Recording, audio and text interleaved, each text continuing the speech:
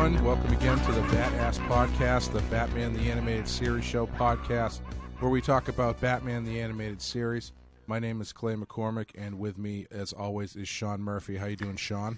Hey, man. Is this our final episode of the season? This is the final episode of Season 2, or at least Season 2 as broken down by Amazon Prime and DVD, which is very helpful because Season 1 is technically 65 episodes long. So we'll get a nice break after this. And we ended on I would have to assume these are probably two episodes you like quite a bit, given that well, before I like one of them quite a bit. Yeah, okay. All right, we'll leave it at there and we'll jump into it. Take a quick break and we will be back with the mechanic.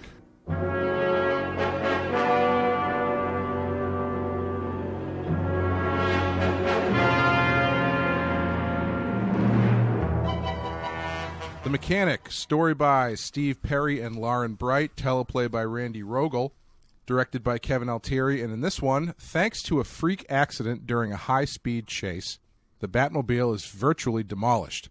After Batman takes the car to his personal mechanic, Earl Cooper, the Penguin makes his move and tampers with the Batmobile, putting it under his control. So, I mean, yeah, the hacky thing to say is this is probably Sean's favorite episode because it's all about cars. Yeah, I really want to like this episode, but I have some issues with it. The short of it is I love the idea of Batman needing to have a secret mechanic to fix all of his Batmobiles. I think that makes a lot of sense, actually.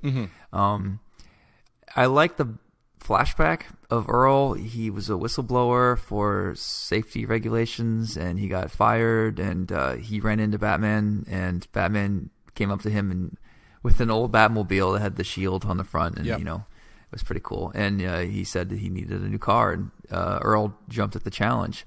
I like this episode, but there's so many things there's a few things I want to change. What about you? What are your first impressions? This is one that I remember very clearly from when it was on TV. And I was trying to figure out why, because so many of them run together. But this was always, when I think about Batman the Animated Series, this one always pops up. Right. And I think part of what it is as I've talked about on our Star Trek podcast, I'm a sucker for old and alternate costumes and uniforms and vehicles and stuff. And you get that a lot here. Yeah, so when you get the flashbacks and you see the old-style Batman costume and the old-style Batmobile, I can see why that would stick out in my mind. I like the Yeah, it's a cool idea, but I don't think it's... I guess it's not really... They managed to get shockingly little story out of it. Right. Because there's not a lot going on, honestly, in the A-plot. The thing about the mechanic is it makes a lot of sense. Like, it makes way more sense for Batman to have a specialized mechanic who works on the Batmobile instead of just, cutting to Alfred with a wrench, which is what they usually do, it seems. Right. But it brings up so many more questions about, where this place is, whether or not this guy is on retainer. I mean, these are not questions for a child's television show. Right. But it just sort of... So, Matt, here's the best I can do to describe it is, I wish that the flashback stuff was the entire episode. If you're going to go this route, and have this secret mechanic who is on retainer, then I think we need to know more. And I'd like to know how his daughter's involved and have some emotional stakes set up. Yeah. Because the rest of the episode is pretty silly. It's a pretty blasé episode of Penguin taking over the Batmobile, and Batman has to survive or whatever. Which is something that's taken right out of Batman Returns. And B, wasn't the first Penguin episode very Batmobile focused? So I think when he's in the kid's basement. Yeah, so Batman, the kids find the Batmobile, and Batman asks them to find some pills in the visor, but Penguin didn't hijack his car or anything. Okay, I thought there was some sort of attack focused on the Batmobile, but either way, this one is just lifted straight from Batman Returns. Right. It makes you question, like, so with Batman Returns, like when they were coming up with ideas, they thought, well, let's take this Penguin hijacks the Batmobile idea even further and see what happens. I would have to assume this came out after the movie, right? Oh, yeah. This whole series came out. I mean, they brought Bruce Timm on set to draw Danny DeVito as their version of Penguin. So, yeah, this is all post Batman Returns. Yeah. And the flashback, it's probably one of the more clumsily and ham-fistedly inserted flashbacks I've ever seen. Yeah. Because Penguin's like, I think he asks him, well, how did you get involved with Batman in the first place? And he's like, well, everybody take a seat because this is going to take a minute. And he just tells the story, and they cut back more than once to the goons just watching him tell this story. Yeah, it's so weird, man. Yeah, it's not the most gracefully executed idea.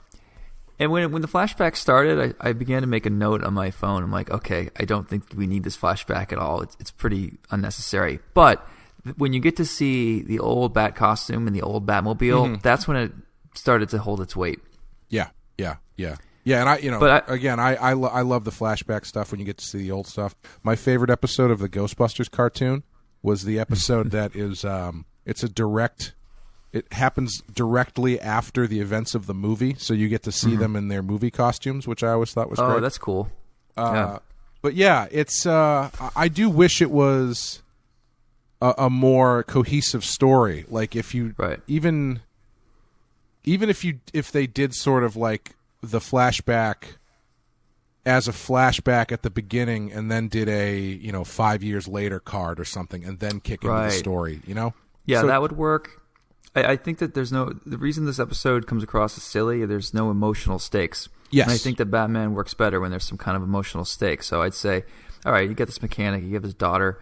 I mean, she's being held hostage, but you really don't care about it. It doesn't have any weight to me when they did that, Yeah, there's no real I feel like you need to set up better Batman's or not Batman's attachment to this guy, but this guy's attachment to Batman. So, because he what happens in the Flash? Does he actively save the guy? Yeah, he saves the guy from getting beat up. But and I guess he kind of gives him a job, but there's no real implication that him being brought on as Batman's mechanic saved his house from being taken away or anything like that. Like there needs to be a bit more of why he cares about Batman so much that Batman being in danger is a big deal for him. Right. Yeah, like if Batman had saved his daughter when she was very young or something, or maybe Batman had problems with Batmobile and broke down in front of this guy during a police chase, and the guy was a mechanic and he was able to say, pop the hood, and he fixed the Batmobile on the spot, helping Batman out. Something like that. It's just missing something. This whole episode. Yeah, and it's a lot of car chases though. It's like probably 70% car chase. And they didn't even get a good animation team to do the damn car chases. Yeah, I thought the one at the beginning was okay. It had some cool shots, but yeah. They end up on a airport. What's the word? Tarmac runway. Yeah, that it's a runway path that leads to a brick wall. Apparently, I know. Why would they have designed an airport that way? Yeah, and the lights on the ground that the airplanes follow lead into a brick wall. Yeah, please don't let the plane drift too far because you don't want to hit that brick wall. It's very much a Warner Brothers airport because it feels like the Looney Tunes designed it. It totally is, yeah. Overall, I thought the animation in this was really bad and choppy, and I thought the editing was kind of strange. Like I felt like scenes should have been cut quicker, and transitions could have been smoother.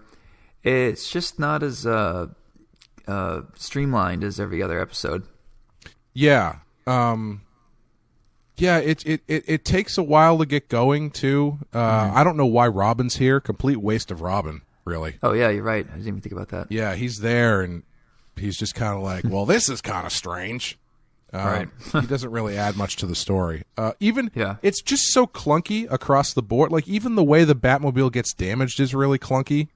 Like He sees the bridge closing, and there's this long shot of him driving, and it's like, hello, hit the brake, you're going to slam into it. Yeah. And Yeah, it just seems like Batman would have seen the bridge coming down and known to stop before it damaged the car, you know? Yeah, or it's...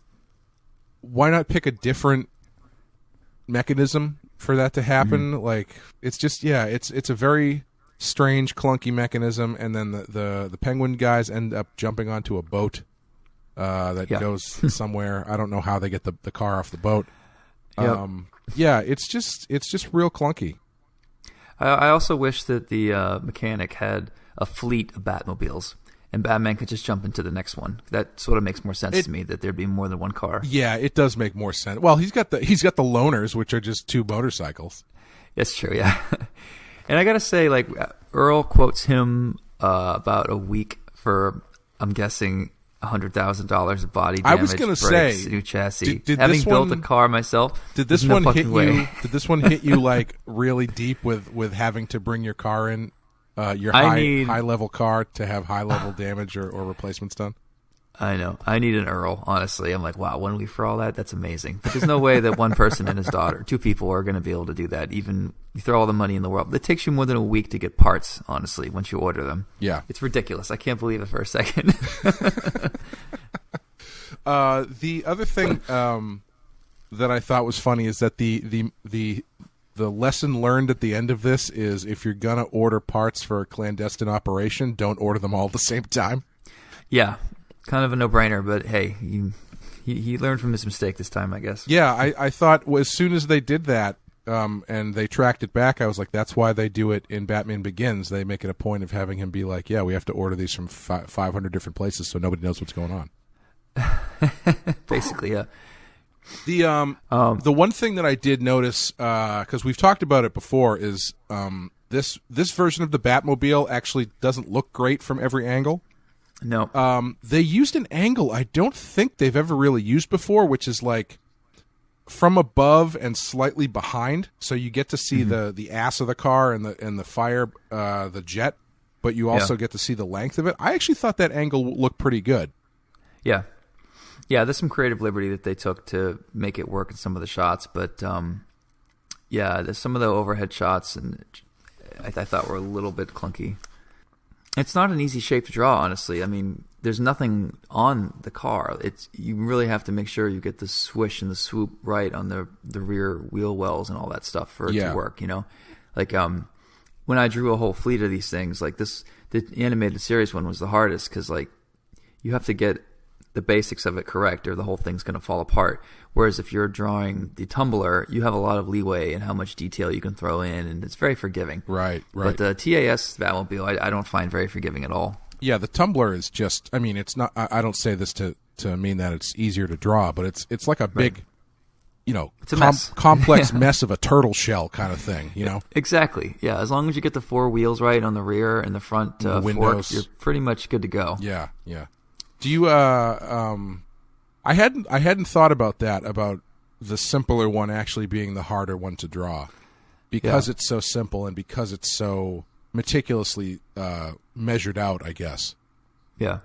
If you try to draw it in perspective and you make the ass end too large or too small, then the front's not going to look right. And I found that I really had to measure very carefully when I drew the TAS Batmobile and really figure out where to put the camera to make it look good, because like I said before, it doesn't look good in certain shots.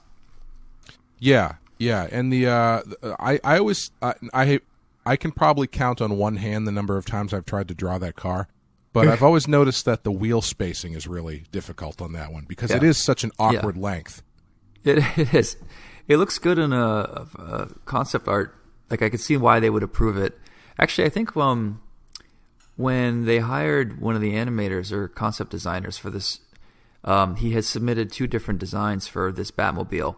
And it was basically this split in half. So the ass end was like what we see here, but the front was completely different, and then vice versa. And Warner Brothers grabbed these 2 and said, use the front of this picture and the back of this picture and put it together, and that's our Batmobile. Wow. That's actually really impressive that they did that. Yeah, and the guy got hired. Was it Darwin Cook? I don't know if it was him. Yeah, I don't know. Anyway, I don't even know where I heard that story. So yeah, if anybody has any idea, please put it in the comment section. I can't remember where I read it. Do you which one do you find the hardest to draw? Is it this one? Yeah. hardest, most boring. My second least favorite is the Adam West, because I just don't think that's a great design. I know it has a warm place in a lot of readers' hearts. Now that's interesting to me, because I feel like the '89 Batmobile would be very difficult to draw, because there's so many swooping like really pronounced curves, that if you kind of overdo it, it's not going to work right, and if you underdo it, it's not going to work right. Right. Yeah, when I draw the '89, I have a small matchbox. It's actually right next to me, and I'll take a photo of it on my phone and make sure the glare on the forks is just right. So, yeah, it is complicated. It is more complicated than TAS, but because there's more details on it, you can kind of have some fun with scribbling and hide some of the mistakes that way. Sure. But and there's so many high contrast bright spots and dark spots on it that it's I don't know, it's just more forgiving. And the TAS is so simple. It's like a blue brick with, wings sticking straight out the back. I mean, there isn't a whole lot of either one side is lit and one side is not. I mean, there's not a whole lot of shininess and detail to really have fun with, Yeah. You're looking at long spans of nothing metal happening, How do you feel about the Zack Snyder Batmobile? I like parts of it, but I mean, I don't think Batman should have guns so pronounced on his car, because he's just not a gun guy.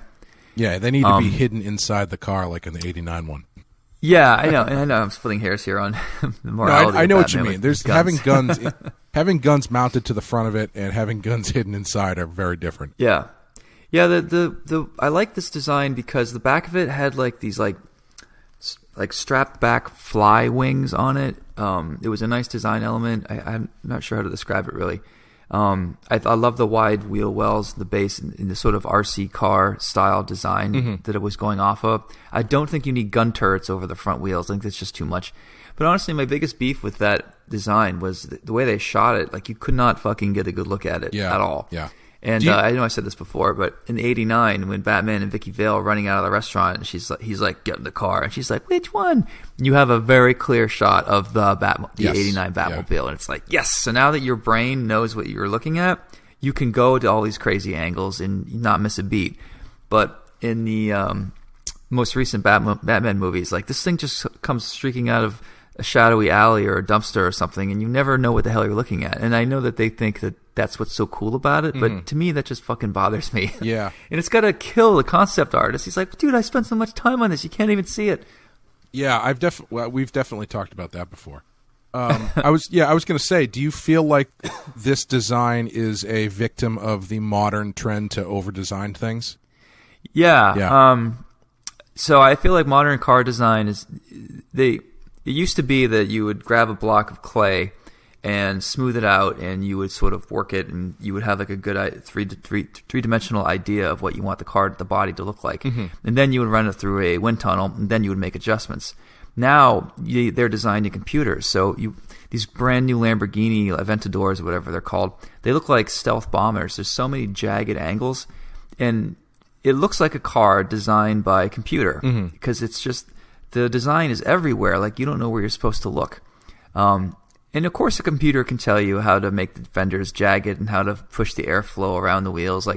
But I think you lose something, because you have like a car designed by a computer committee rather than designed by a guy with a block of wood who actually knows what works, Yeah. So I feel like when you look at the cars in the 60s and 70s, like, you get some of the best designs because the designs aren't overdone. They're not all over the place. You know what I mean? Yeah. And a lot of the new supercars and hypercars coming out, it's like, it's amazing, but I don't know where my eyes are supposed to settle. Right. And I think that the Batmobile we're talking about has that problem too, because it's just like, it's like a kid with a Lego set just jammed a bunch of shit together, and he's like, "Look, Batmobile," Right.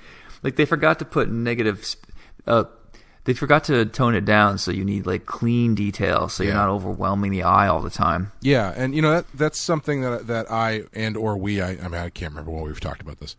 Have talked about before, in that it feels like the modern trend in designing stuff is so. I blame HD to a certain extent, because it was like, once everything got super high definition, and computer creations got so complex and so good. Yeah. It seems like they realized that, we could, if we're doing Transformers, we could just have every single little piece of clockwork moving at once. Right. And like make this really complicated thing. And it's like, okay, cool. I mean, that looks fantastic on a computer void. But if you're putting something that busy into an already busy image, or a moving image especially, a lot of that stuff is going to get lost, especially when you light it and stuff. I mean, it's kind of like what we talked about when you were designing your Batman costume. It's like, what do I do with the legs? Well, I mean, how often are people actually going to see the legs? Not very often. Yeah. Okay, then don't worry about it. Right, yeah. Yeah, the Transformer thing, I remember saying years ago, when these Transformers are fighting in these Michael Bay movies, it looks like two giant piles of garbage punching each other as they're like cascading over the 405 in California. And, like, I don't know what a fist is. I don't know where the heads are, the feet. Like, what am I looking at? And, I can see why when you're shooting the movie and you have a Transformer step into the frame, I can see why it's cool and tempting to want to draw all the gears inside his calf muscles or whatever, all the tubes and all the blinking lights. And if you hit pause and you show it to Michael Bay, like, look, isn't that image awesome? Yes, that still image is awesome, but keep in mind that this has to be easy to read too and not overwhelming. And I feel like they, design-wise, for my taste anyway, they completely blew it.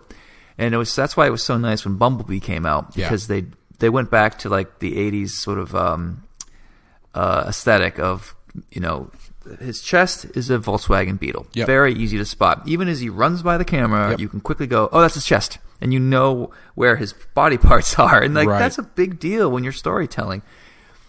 Yeah, absolutely.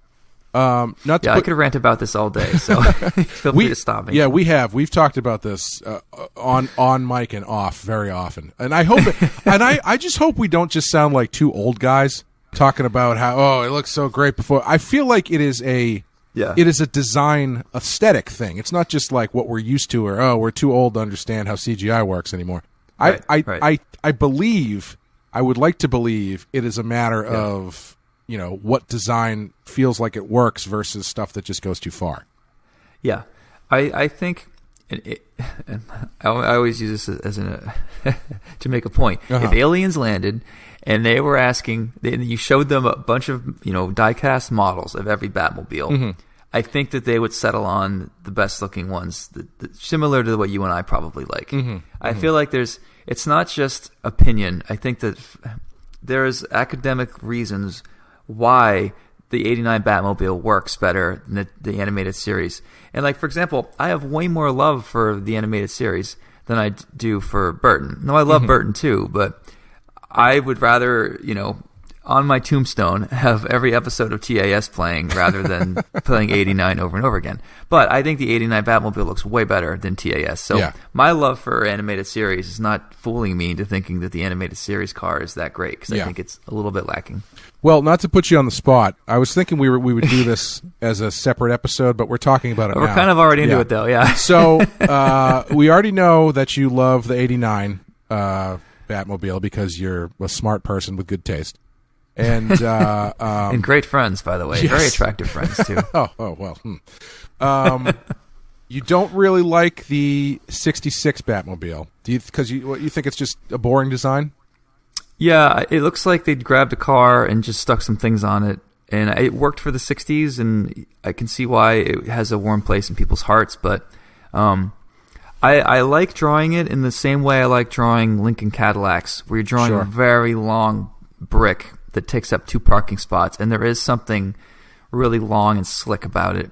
But the bubble cockpit thing and the weird dome that kind of comes in between them, and the pipe sticking straight out the back, it's a little lazy if you're going to be a car snob about it. For me, design-wise, I've always enjoyed that. I think I enjoy it more from nostalgic reasons than actual practicality. But looking at it now, the things that I don't like about it, it's too high off the ground, because it does feel like they just took a car and did whatever. And also, I just don't like the idea of the Batmobile being a T-top. Yeah. Because I like having Batman and Robin exposed to the air so people can see them feels very strange. It feels it's literally very exposed, Yeah. Yeah. Now, good point. what about how do you feel about the Batman Forever Batmobile? Because when that movie came out, I absolutely hated that car because I was such a diehard Burton Batman fan. I loved that car so much. When they redesigned it and brought out the Batman Forever Batmobile, I just was like mortified. Hold on, I'm looking it up right now. You may as well pull up the Batman and Robin one too, because I'm going to ask you about that next. Yeah, it's just ridiculous. It's again, I don't know where to look. Well, it's actually a much simpler design. Like you can look at, I can glance at this and get it. It's not that complicated. So I think like on screen, this Batmobile would actually read better than the Zack Snyder one, if I'm honest. But this one's also pretty close to the 89 in that it looks like generation 2 or 3 of how it evolved. I mean, I think it's terrible, but I think it is at least legible. Yeah, if that makes sense. Yeah, but Batman felt like he needed to put a sweet mohawk on the top of it. Yeah, I mean the glowing on the inside, like isn't he supposed to be in shadows and hard to see? I mean, this thing stands out like a sore thumb. Yeah, and as far as the wings shooting up the top, I mean, what about driving in narrow tunnels with clearance? Jesus Christ, what the fuck is that thing for? Yeah. Well, it also opens up into a V like bat wings, which is a feature, I guess. Oh, that's good. And what exactly is that for? I don't know. Yeah, I thought that for as much as the Burton movies feel like they're on sets and feel at times feel like, oh, you're watching a movie car or drive down the set of a movie studio. Right. I always thought that this car stands out way more like a movie prop. Like those wheels, those wheels are ridiculous. With the big glowing bats on them and like the weird kind of indented, I don't even know what you would call that around them. It just feels like a toy design. It does. It totally, yeah. And even the rims, like the bat symbols on the rims don't spin, so they're weighted down like spinner rims, basically. Right. For basically no reason at all. The one saving grace for this car for me that I realized much later, and now that I'm reassessing it, I don't think it really helps, is I feel like it actually kind of feels like the older sort of like 30s look, where it's more of like that old coupe style instead of the big muscular car. Yeah, so it's not a monocoque design. It's like a 60s F1 style car where the wheels are outside the body. If you look at it, it does look like a monocoque. I should have known that you wouldn't know how to respond to that word. Can't pass up a joke when it's laid in front of you like that. A big black monocoque. Yeah, I think that joke is done. Yeah. I guess I've been trying to find something really nice to say about it. You know what? It kind of looks like a PT Cruiser. It does. It does with the separated wheels in the front. Exactly. Yeah. Which doesn't make it cool. Like if you got rid of the mohawk, if you shrunk down the tail, the bat spikes or whatever on the rear fenders. I was just thinking the exact same thing. Like complicated up the rest of the design a bit, but just kept the shape. I think it'd be good on this design. I think it could still work, but they also like the pattern that they use on the body of the car is like this like weird ribbed spiderweb type theme, which doesn't make any sense to me. Yeah, like functionality doesn't make sense because I don't. Oh yeah, that's clearly. It's leaving you open for all sorts of gunfire. All right, so let's move on to Batman and Robin. Yeah, so Batman and Robin, how do you feel about that one? Because when I remember Batman and Robin, when I saw it, the thing that I loved about it was like they realized what they did wrong, and then they said, well, what if we just make it look more like the Burton Batmobile? Oh my God, this thing looks like a slipper. Yeah, it's terrible. I've gone back and I've looked at it since, and I'm like, ooh. Oh my God. It's not great. But I liked it because it had that big front like the old one. But this one also, it's a convertible. Yeah, but it's a single-seater car. It's like a go-kart, basically. Yeah. I don't think two people can get in this thing from what I'm seeing. Actually, now that I'm looking at it again, it's not that far off design-wise from the Batman Forever one. Yeah, it's pretty close. What they did is, so you know how the wheels were outside the monocoque design? Yeah. Now they're included in the body of the car itself. Yeah. The shape is pretty similar to the basic shape of the '89 Batmobile, as far as like the rear is wide, the front is long, it's swooping. It does a smooth tilt towards the headlights. Yeah, I think I can see why they thought this was better, but just no. I mean, they need to bring in car designers to do these things, not artists who don't fucking care about cars. This is what drives me nuts. I mean, most artists don't get paid enough ever to have a nice car in the first place, so I don't know what we're really expecting out of these people. It's also weird that in a movie called Batman and Robin, the Batmobile is a one-seater. Yeah. Yeah. That's a good point, man. So, I'm looking at the Adam West one, too. Mm-hmm. I think this one looks better than any of the Schumacher Batmobiles. Oh, I agree, yes. Yeah. And now, I think it's even slightly better than the TAS from certain angles. Yeah. Because there is some nice shapes going on with this car. Maybe I spoke too soon about it. I'm looking at a profile view of the Batman and Robin one, and it looks like it's so close to being a good design. Like it's got some elements of like a Art Deco kind of one of those cars from like the 20s and 30s, but just jacked way up to infinity. And then it's got these gigantic bat wings on the back of it, right? That just feel completely superfluous, right? If they had shrunk those down and made them a little bit more functional, I think they could have probably saved it. But yeah, it's so weird, and it also it has exposed insides that glow, which whatever. So I'm looking at. I don't play Arkham Asylum. Mm-hmm. Oh, so Batman Arkham Knight. There's a Batmobile that has split front wheels like mine, and it has guns within the split front wheels. Mm-hmm. I don't know if you play these games at all. Do you? Yes. I haven't played Arkham Knight that extensively, but I have played it, yes. And I have played the Batmobile before, yeah. Yeah, this is like, it's built on a tank the idea is that it's a tank. It's not trying to be a car at all, which is fine, because that's what the Tumbler is. And it is cool looking. I don't know. It has a lot of guns, and it has the flaw of there's so much to look at. I don't know where my eyes are supposed to go. Yeah, and it does in the game. It does have a lot of interesting functionality to it. Like the if I remember correctly, like the wheels kind of push the body up, and it can move in 4 directions, sort of. Oh, cool. For certain levels of the game where you have to like do certain tasks and stuff. Yeah. I remember thinking that the Batmobile for this was a nice.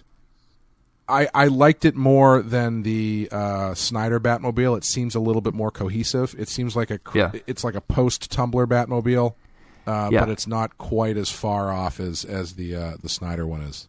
Right. What's great about the Tumbler is I feel like good car design has 3 elements, and when you start adding more than 3, it starts to get too jumbled. Mm-hmm.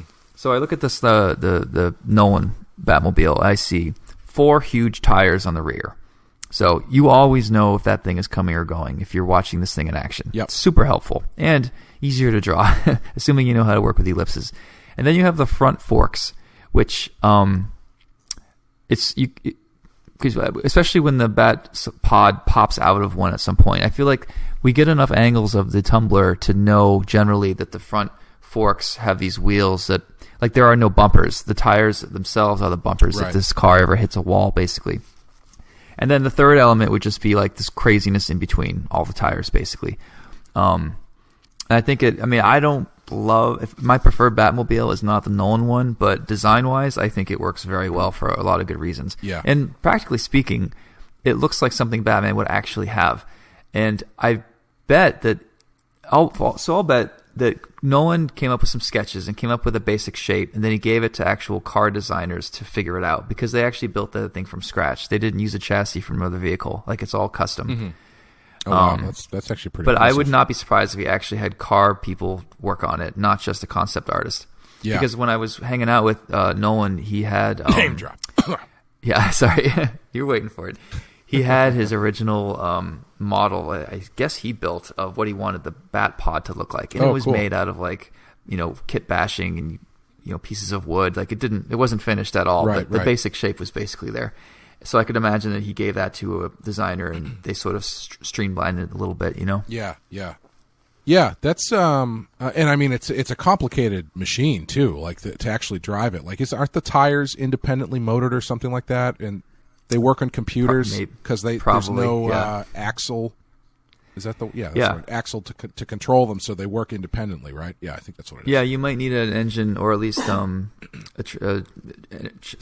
way to transfer the torque. Where is the engine? How is the engine connected to the wheels? Is the question. yeah. Because I remember hearing when the Batpod, when they built that was very difficult for the same reasons, because the wheels were independent of each other, so they needed to have computers to sync them up. And if one of the computers was off, then the thing just like wouldn't ride right. Yeah, they make some hypercars have that where there's basically two engines, and it seems crazy complicated. And honestly, like when it goes wrong, I wouldn't want to be inside of one or pay to fix it, because I'm sure it's not cheap to fix. Yeah. So let's engage in a quick bit of speculation since we're here. Sure. The new Batman movie that's coming out, I don't know when. The Batman with Robert Pattinson as Batman, and I can't remember who else they've cast in that. Do we think there's going to be a Batmobile? Because it does seem to be sort of like an Arkham Asylum type thing, because there's going to be a lot of villains in it looks like. Right. And what kind of Batmobile do you think it'll be? Do you think it'll be going down the same route, or do you think with the more complex technical ones, or do you think they might swing back the other way since they're trying to make a hard break from the other stuff? Ooh. Is there I know there's no trailer, but are there photos or something that I missed? Nope, nothing. Okay. This is pure speculation. The best YouTube content there is, pure speculation. I feel like if there's no Batmobile in it, that's a giant mistake. Yeah.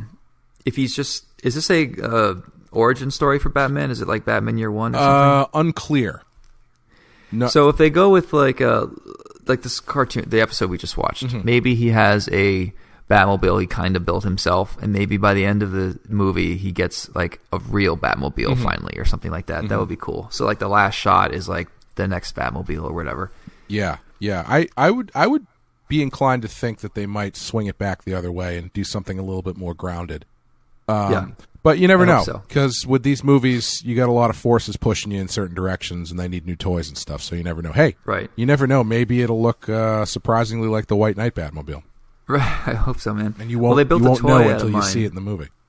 Yeah, the lack of paychecks, I'm sure, will reflect that. Yes. They made a toy out of the White Knight Batmobile. It's based on mine, and it actually is like an $80 toy that's apparently huge, and it turns into something else, like it's RC. Oh, cool. Of some kind. Yeah, I haven't actually seen one. I've been getting a lot of photos from readers who are like, "Isn't this your design?" Oh, but yeah. I don't get a penny. Yeah. I don't get a penny of that stuff. I mean, it's not my Batmobile. It's just sort of like takes some of the design cues. And it is what it is. And it's fine. Yeah. So, go ahead. Pulling it back to the episode, since obviously we were both enamored by it to the point that we talked about movies for 20 minutes. So, what would you want to draw in this one? This one, what would I want to draw in this? I think I'm gonna be cheap and say I would like to draw the flashback, because I would like to.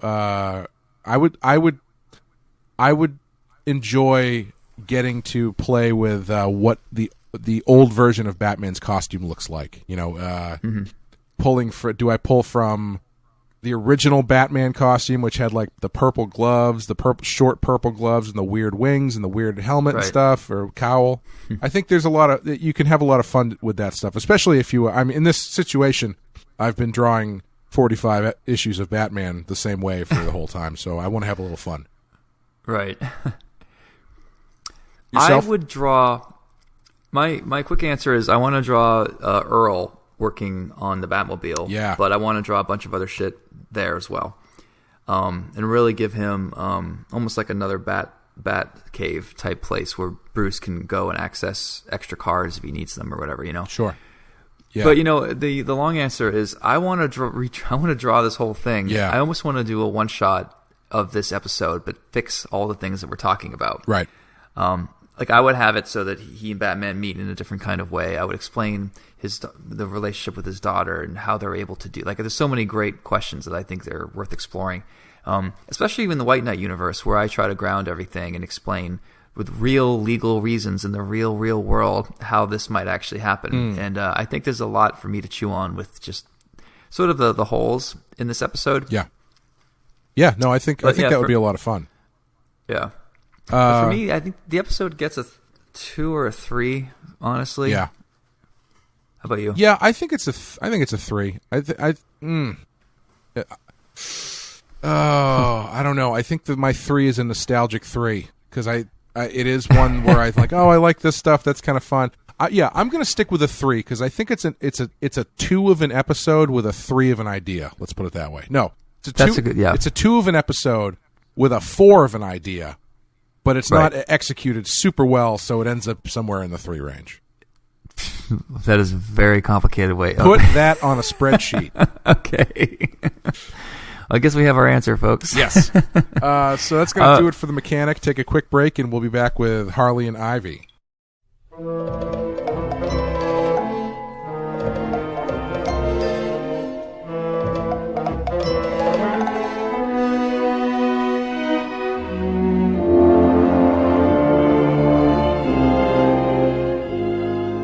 All right, Harley and Ivy, written by Paul Dini, directed by Boyd Kirkland. And in this one, when the Joker fires Harley, she tries going on a crime spree of her own, joining up with Poison Ivy, and the two become Gotham's queens of crime, much to the Joker's fury. I think this is a really brilliant episode in that I was really impressed at how much of this is going to sound really douchey, how much of an exploration of an abusive relationship they get into in a kid's show. Because it's like, part of it is, Harley and Ivy having fun doing like the Thelma and Louise thing and walking around the house with no pants on for some reason. Like exclusively no pants at Ivy's house for some reason. I'm not sure why. It's so hot though. Yeah. But like everything involving Harley and the Joker is so dark. He's not nice to her, even like facetiously nice to her or insincerely nice to her the entire episode. And she's doing all of this like abusive relationship stuff where she gets thrown out and then she's trying to get one over on him, but she's still calling him to let him know that she's okay and where she is, and hiding the fact that she's talking to him from Ivy, who's trying to convince her that this guy is abusive and dangerous. And then even at the end, it ends with Joker being like, women are the worst. Next time, no women. And Harley's like, I think we'll be able to work it out. And Ivy just throws a clump of dirt in her face. It's very sneaky in how it tells a very dark story through kind of through the lens of a kid's show. Yeah. Is this the first episode that really talks about the abuse? Yes. Yeah. This is the first episode where Harley is in it for more than like 5 minutes.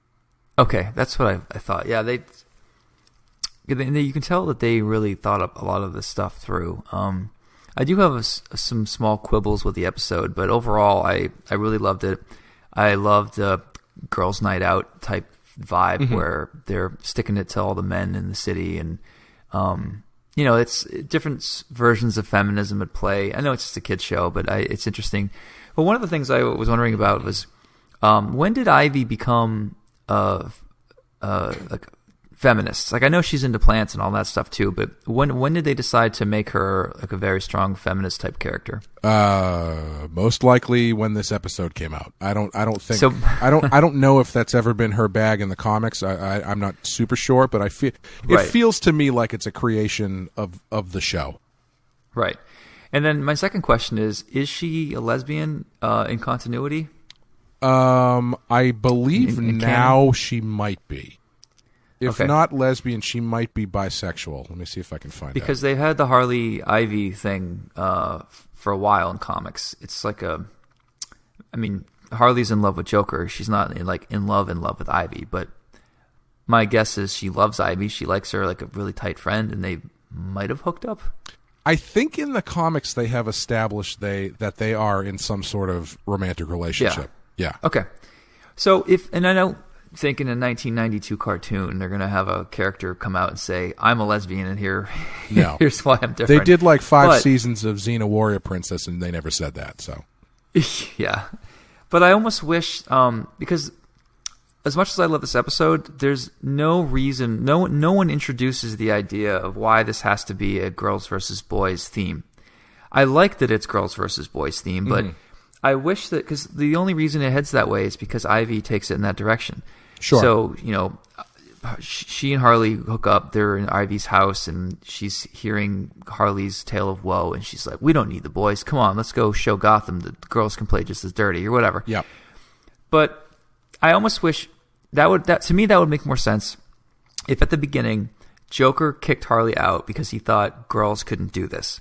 And when Harley ended up with Ivy, Harley repeated that and said, can you believe it? Mr. J said that girls aren't stuff, but he doesn't appreciate all the things that I do and how, important, how women can do anything that men can do. You would obviously streamline that a lot.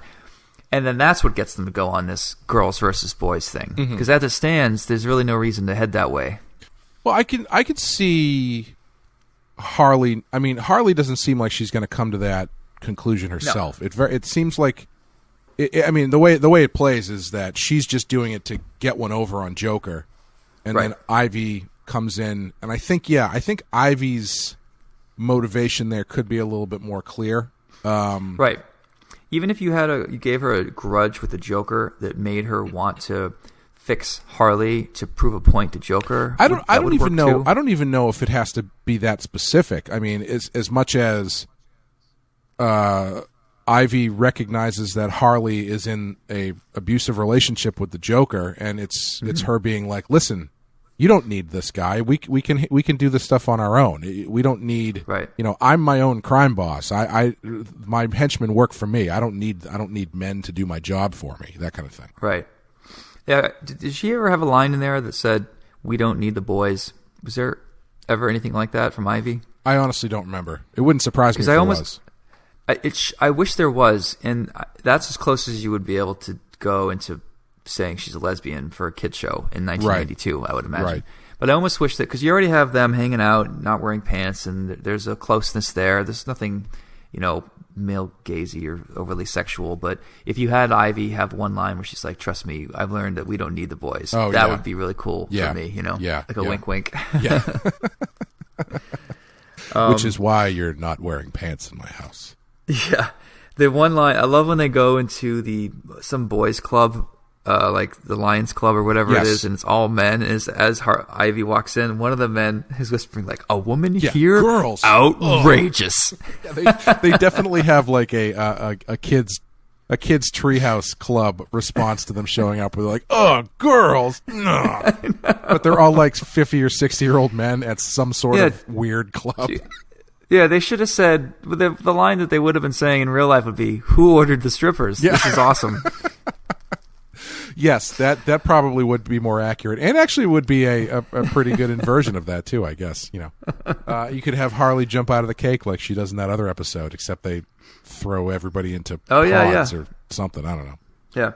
So I thought the animation of this episode was amazing. Yeah. Probably the best of the series, especially the car chase shit. Yes. Yes and no. Yes, I think the car chase stuff is amazing, especially a lot of the stuff on the Joker was really great in that scene. His facial expressions. Looked great. His facial expressions, and like there's a point where he pulls out that gun and then turns it towards the camera. That was really nice. You can see the rifling inside the barrel too. Yeah. It's amazing. I thought at the end it starts to get a little wonky. Like when he shows up at Ivy's place, I thought he was kind of weirdly off model. And they give him a really long chin. Yeah, and his henchmen are really kind of like rubbery.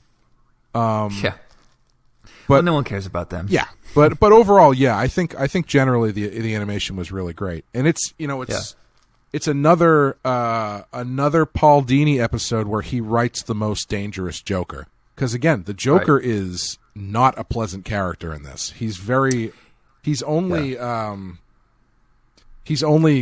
going after her because he wants her back as a possession, and that he doesn't want he doesn't want her being her own person. It's a very dark version of the Joker that continues what Paul Dini has been doing. Yeah, he basically tracks her down and robs her. Yeah, and is upset when he finds out that that Harley's all over the paper, getting all this attention. Like he just freaks out, It's ego. His ego just can't handle that she's doing something that better than him, possibly. Right. Speaking, I really like Montoya in this too. I thought it was clever to have a female cop be the one that captures them, especially at the end when they're like, "Oh, no man can catch us," and surprise, surprise, it's Montoya that catches them. So I thought it was cool to have a woman in pursuit as well. Yeah, I do too. I wish she had more to do though. Because it very much feels like maybe that was the intention, that it would be more focused on Montoya, but then someone was like, the show's called Batman, the animated series. Right. Because Batman's involvement here is fairly peripheral, which isn't bad. There's actually a really funny piece of trivia on IMDb, which is a really strange thing to pull out, which is... when the girls throw Batman into the toxic pool, he is shown to open his mouth underwater. Considering the circumstances, this is an extremely unwise thing to do and would mean panic and a loss of control quite uncharacteristic of Batman. Who wrote that? I don't know. It sounds like something I would write, but I didn't write it. Oh, man. I hate when readers are pulling that shit. Yeah. Well, I'm about to pull that shit right now. Okay. So... At their house, when Ivy and Harley are hanging out, Ivy serves her dinner, and it's like, arugula salad and like a beet or something like that, right? Mm-hmm. Shouldn't Poison Ivy be like explicitly a carnivore? Shouldn't like a bowl of salad look like a Holocaust to her? Yeah, so later on they do get to that where someone threatens to hurt a plant. Mm-hmm. And she starts freaking out, like, why would you tear the petals off a flower that planted nothing to you? Mm-hmm. I don't think they came up with the idea of her being a defense of plants until later on, because in this, she's using plants. She's eating plants. She likes plants, but she's not seeing them as living creatures that she needs to protect, per se. Mm-hmm. Yeah. But I think it gets more clear later on when you're right. I think if this episode was done later on, she would just be a meat eater. But then again... cows ate a lot of plants in order for that meat to be produced, so she can't win. Well, it's the best way to get revenge on them. Poison Ivy be eating synthetic protein powder shakes. Okay, I'm going to pitch this right now. Poison Ivy, White Knight spinoff, where Poison Ivy, we learn that her entire motivation is getting revenge on cows for all of the death of grass that they've caused over the millennia. Okay. So she would breed a new kind of plant that would kill cows, basically. No, I'm just saying it would be her in like a rib eating contest. Okay. And winning the rib. So we're going for realism. Oh, right. Yeah. No, yeah. So it would be Harley helping Ivy train for a ribs eating contest that she does at a county fair or something. Yeah. I wouldn't want to write that or draw that, actually. I'll do it. You want to draw Ivy with barbecue sauce? You know who would make that look good, actually, is Adam Hughes. Yes. Yeah. Great cover. Because he could make girls look good doing anything. Yeah.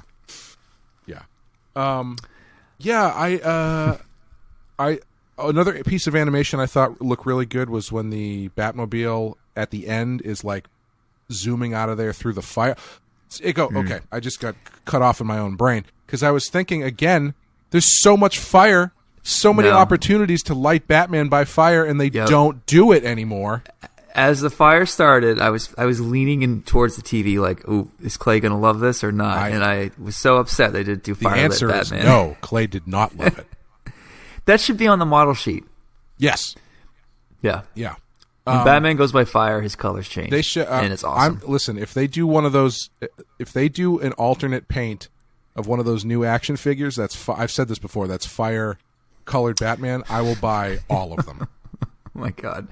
I think you've mentioned this like 3 episodes in a row now. Yeah. So do it. Do it, you cowards. If I have any power and pull it off, man, I promise I will give you one. Oh man. Please. I might just buy an extra one and custom paint it myself. You could do that, man, or just pay someone to do it. Yeah, that's more likely. I'm not going to do that. You could pay our friend Tana. She does all kinds of D&D characters these days, like minis. Yeah, that's a really good idea. I'm going to keep that. And she uses the matte painting too, which makes it look even more like animated series style. If that makes sense. I'm sending her an email as soon as we're done. One of the scenes I loved in this is when those two the three high school kids pull up next to them at a red light. Yes. And they're like, woo, spank, spank, spank. And Harley pulls out a bazooka and blows the shit out of the car. That was actually the scene that I wanted to draw. That's, you know what? That was mine too. Yeah, I don't know why. It's so fun and satisfying. And the shot that they use where they're up close in the cars and they're talking, and then they pull far back. So you just see this shot of her shooting the car in one shot. They don't cut away. She shoots the car and the car explodes. It's just really, really well done. And what's great is the explosion is so big that it actually blows out the headlights of their car, of her car as well. Yeah, good detail. But the car is still fine, yeah. Yeah. I guess we could just both covered what we would want to draw. Yeah. Let me think of a different answer, though. Okay. You already said that one. I thought about Batman in a junkyard or Batman in a toxic waste dump. Mm-hmm. Not because that's particularly a fun scene that I would love to revel in, but because it's got to be so easy to draw those backgrounds. Oh, yeah. Yeah, Wasteland. I've said it before. That's why I'm doing a World War I book, because it's just mud. Exactly. Yeah. Yeah, you got it. Just scribbles and like taupey like rendering and noodling and fingerprints and smudges and dry brush. Oh, yeah. Yeah. Yes. No talent required. I did a Hellblazer. Yeah. I did a Hellblazer book years ago with Jason Aaron. It was just a two-parter, and it was these kids looking for a monster or something in a junkyard. This is actually Jason Aaron this time, right? It is actually Jason Aaron, yes. Yep. You're right. I had to make sure I got it right this time because I don't want to have to. So it was super easy to draw because I could just draw these, like half of a car, a dilapidated car, whatever. I was even putting in like muscle cars in the background, which would never exist in a UK junkyard, but whatever. Yeah. But yeah, I blew through those pages pretty quick, and there was tons of detail in the background, but it was like quick, noodly, very forgiving detail, if that makes sense. Yeah, yeah. No, that stuff's. I actually, I don't love drawing cars. I love drawing car wrecks for some reason. I think because you hate cars. Yeah. Well, my favorite thing, one of my favorite things in movies is car violence, car on car violence. And destruction, which is why it bums me out when they use CGI in like the Fast and Furious movies so much now. Right.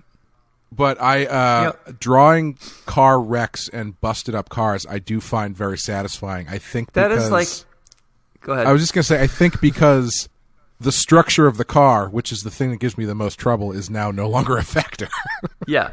What you're saying is I don't like drawing people, but I like drawing dead bodies. Yeah, essentially, yes. It's basically the same logic. Yeah. I just love drawing a car with its guts splayed out all over the ground.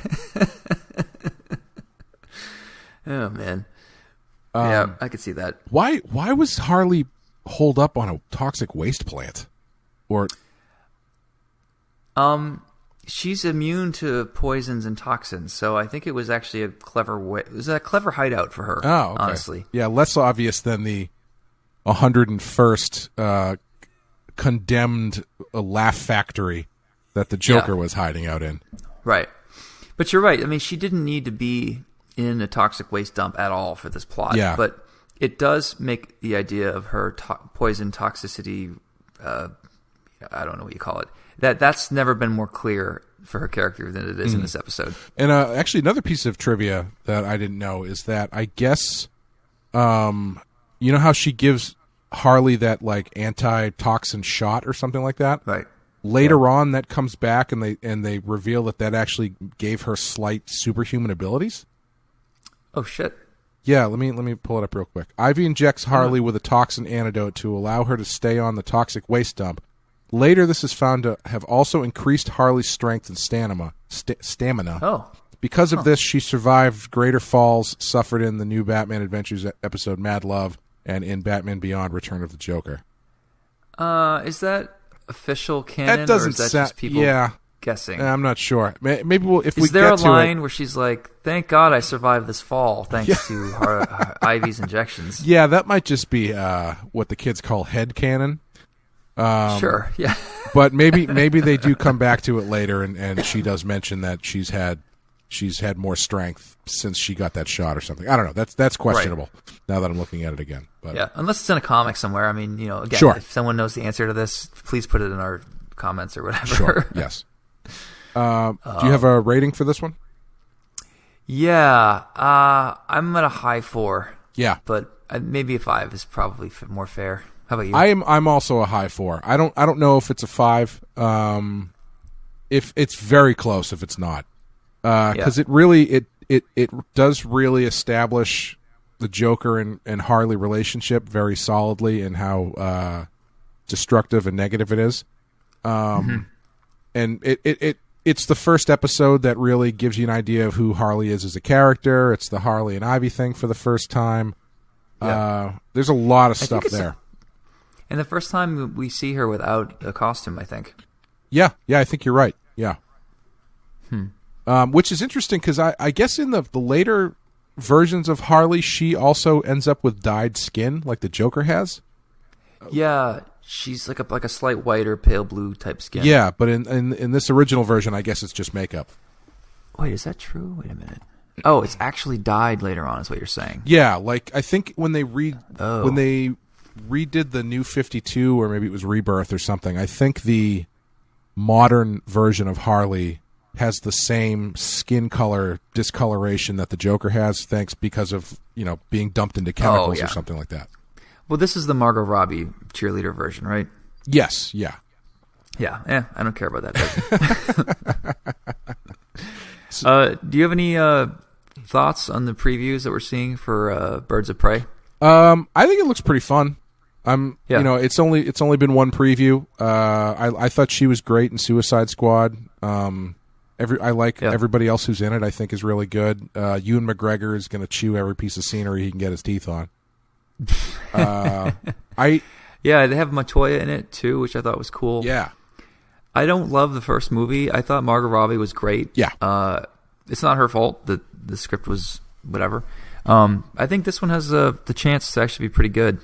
Yeah, the thing that I'm wondering is, it seems to be so closely tied. Like it seems to be about her working through her issues with the Joker to some extent, right? But from all I've seen of it, the Joker's not actually in it.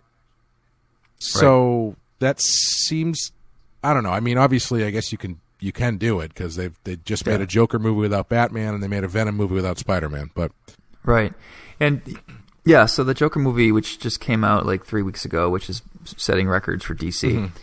Mm-hmm. I'm curious to see what the aftermath will be for DC now that they've figured out, hey, there's a new type of movie we can do that's cheaper, less CGI, more grounded, not an obvious tentpole like you might think, but hell, for what we invested, it made a shit ton of money. So maybe we should start doing with Joker we should start doing all these other characters what we did with Joker. And then I'm also curious to see how they're going to fuck that up. Yeah, I think it gets tough because that doesn't seem like it works that well outside of the Batman universe, because everything else, like, you can't do a stripped down gritty version of Green Lantern, you know what I mean? Right. Yeah. Or even, I mean, maybe you could with Superman, but it's not going to feel the same or have the I think what is going to happen though is they're going to drive a dump truck full of money up to Joaquin Phoenix's house to get him into that Batman movie. Yeah. Or at least a Joker sequel. Yes. Yeah. Whether or not, because I can imagine the meetings that are happening now are like, okay, we need to do a sequel. How do we get Joaquin to do it? We need to do the same type of thing, but we also want Batman now. And they're going to try to gunk it up. They're going to do things that are seemingly obvious, but it might hurt what made Joker successful. Yeah. If that makes sense. Yeah. And I know there's a timeline issue because, like, he's obviously in his 40s when apparently the Waynes are killed and whatnot. I could see them doing something because that movie is all unreliable narrator anyway. I could see them fudging it, being like, "Oh well, that was all. That idea was in his head. He's actually that was him daydreaming about being the cause of Batman's parents getting killed or something." Which would suck because having those questions unanswered is what makes the script so compelling. Right. Yeah. Different viewers can walk away with different experiences. Yeah. One of the things that actually really got me about that movie was at the end when I thought for a minute, in this universe, is it possible that the Waynes being killed is just a fantasy that he has? And like Batman isn't it doesn't have anything to do with Batman at all. It's just he has this fantasy about Thomas Wayne and his wife getting gunned down. That's amazing. Yeah. It could go either way, depending on what they're going to do next. Right. I've had people asking if, do you think they're going to do White Knight with Joaquin Phoenix next? And I'm like, yeah, sure. I would love that. Where do I sign? Yeah. I think, honestly, I think that's another way they could go, too, is I think if I think getting him back to play that character might be more important than whether or not it's a direct sequel to the movie. You know what I mean? So, I could see them trying to get him to play, all right, now you're going to play main continuity Joker. You're not going to have the different face paint. You're going to be Joker classic. But just do what you did in your movie, but just do it in this Batman movie now. Yeah, and it seems like Joaquin would say, nah. Yeah, I have a feeling that he wouldn't be down for that.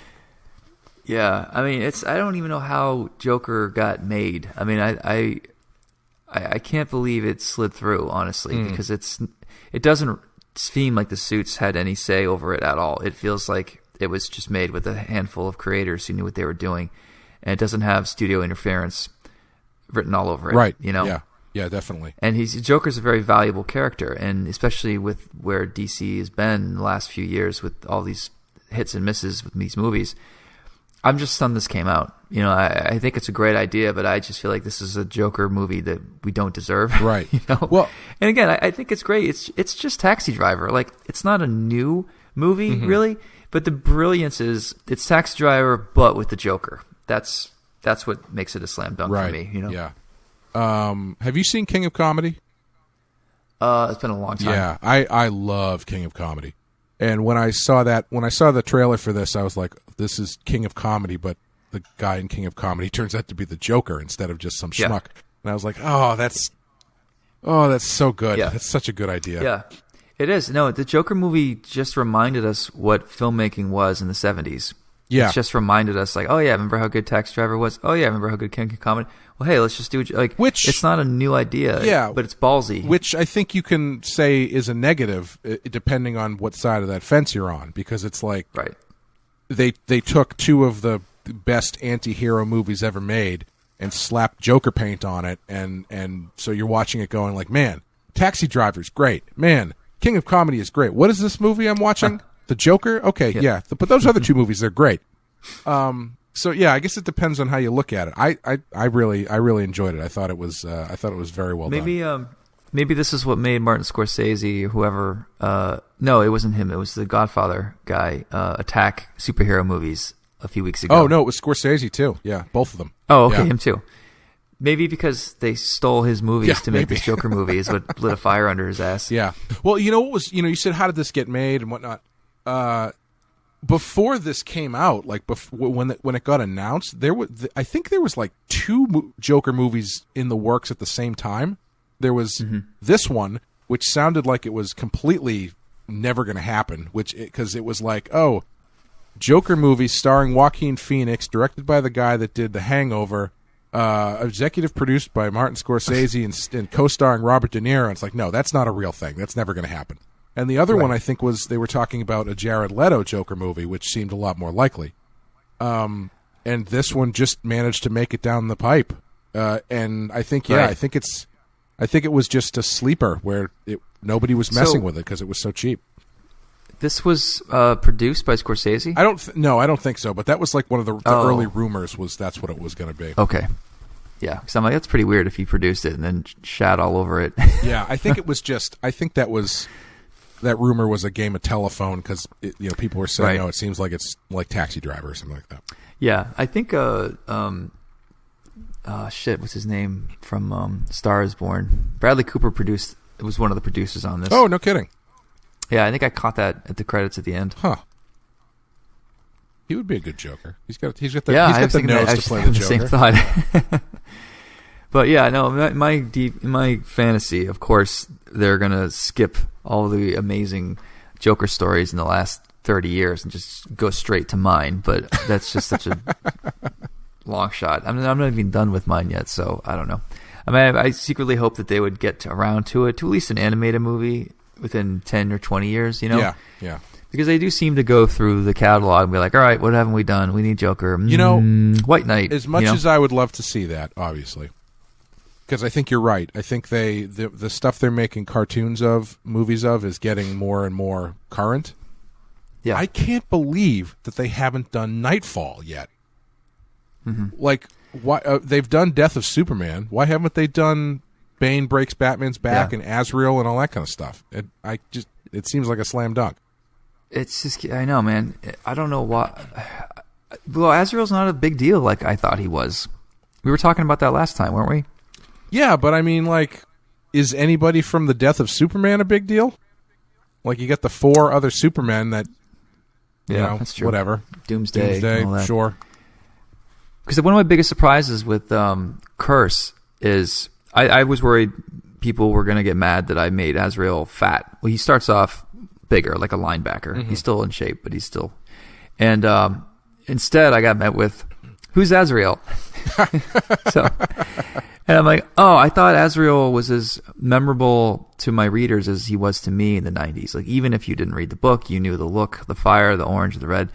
And he is just not a fan favorite like I thought he was. Maybe he is now if people like what I'm doing with him. But, yeah, maybe that's what kept them away from... But, I mean, Batman almost dies. Like, that's all you need as far as making a movie that's interesting. Right. Like, who cares if no one knows who Azrael is? They'll know who he is by the end of the cartoon. Right, you know? Right, yeah. I mean, nobody knew who Azrael was when they made the comic, so who gives a shit? Yeah, of course. Yeah, but yeah, obviously that would be really cool.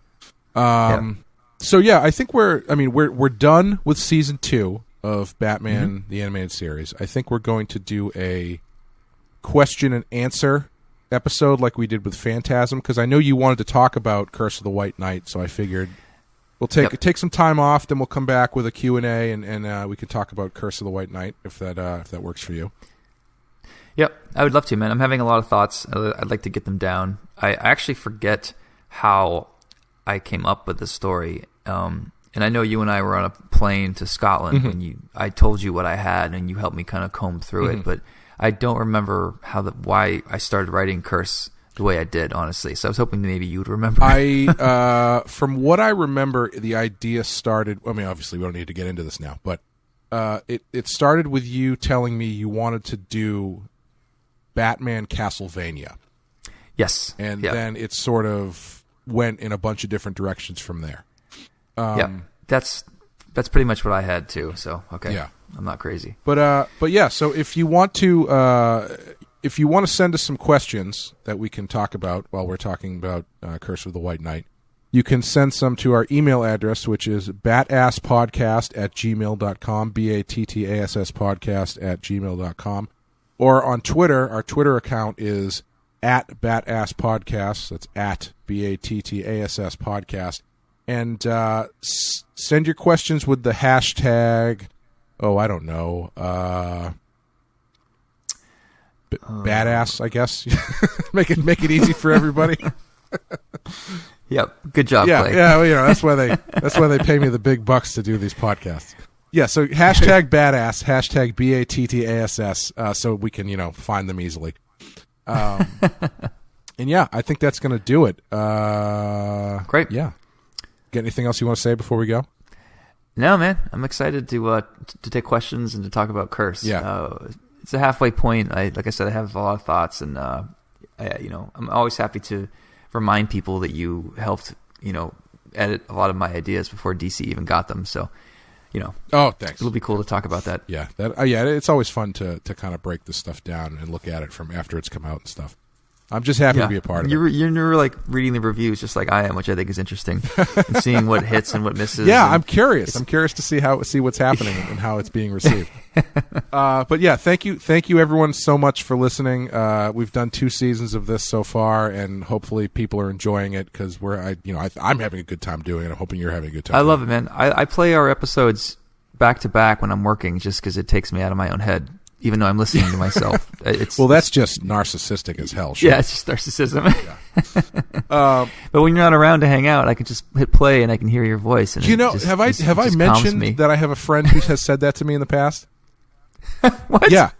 He's like his wife will tell me he's like, yeah, I was talking to Clay about this the other day, and she goes, honey, that was a podcast. You weren't actually talking to Clay. He's like, what? Well, you do have a soothing voice. Oh, thanks.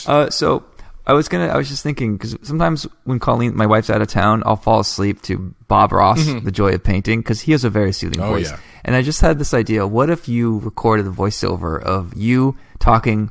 Like, you would just watch Bob Ross on mute, and you talk like you think he would talk in your voice. Yeah. Just improv the whole thing. I could do Bob Ross style readings of comic books or something. Maybe I'll do that for our Patreon. If we get over a certain number, then I'll start talking. Nightfall. I keep forgetting we have a Patreon. Nightfall, written by whoever, Chuck Dixon and Dan O'Neill. Chapter 1, Azrael. Like that kind of thing. You know, yeah. You know, you've mentioned how you like to listen to Star Trek and stuff, and I also like to, when I can't sleep, I like to fall asleep to Star Trek. I think I mentioned this on the Star Trek show.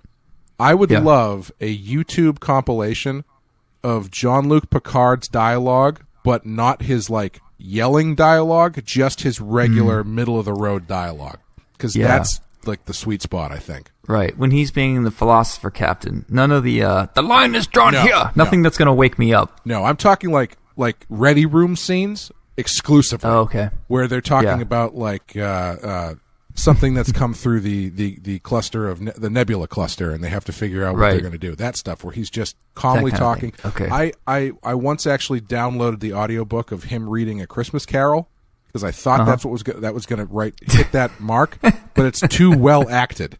He's too.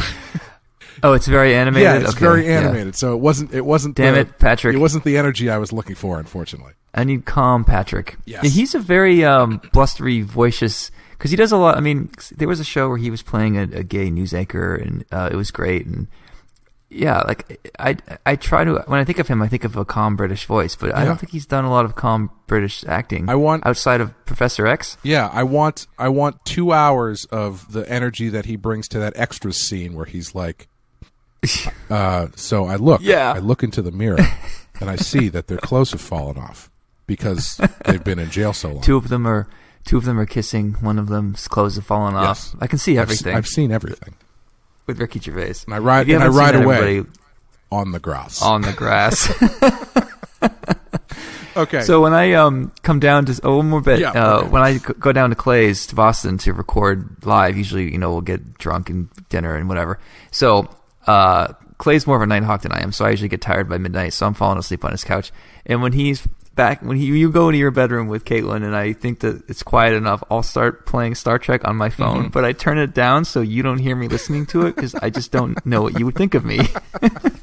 I mean, but then you'll like come out of your room to go to the bathroom, and you'll hear like Data talking from the couch, and you must be like, wondering what the fuck's going on. No, I know exactly what's going on. Okay. And you're like, hey, dude, turn it up. I want to fall asleep to that, too. Pretty much. What episode are you watching? Let me listen to it as well so we can talk about it in the dream that we share. You can have yours like 2 seconds delayed, so there's like an awesome echo happening the whole time. That would not help anybody sleep. The line is drawn. Here. Yeah, that would... No, I think Caitlin would murder both of us if that was the case. Anyway, that's going to do it. On that note, thanks, Clay. I appreciate it. This is a good season, and thank you for all your hard work putting these together. Like, I have to do very minimal compared to all the shit you have to do, so thank you. Oh, no problem. Thanks for coming on and talking about it, because it's fun to talk about silly things, and people enjoy listening to it, I guess. So. Yeah, I guess so. So yeah, we'll be back in a few weeks or so with an episode about Curse of the White Knight. Send us your questions.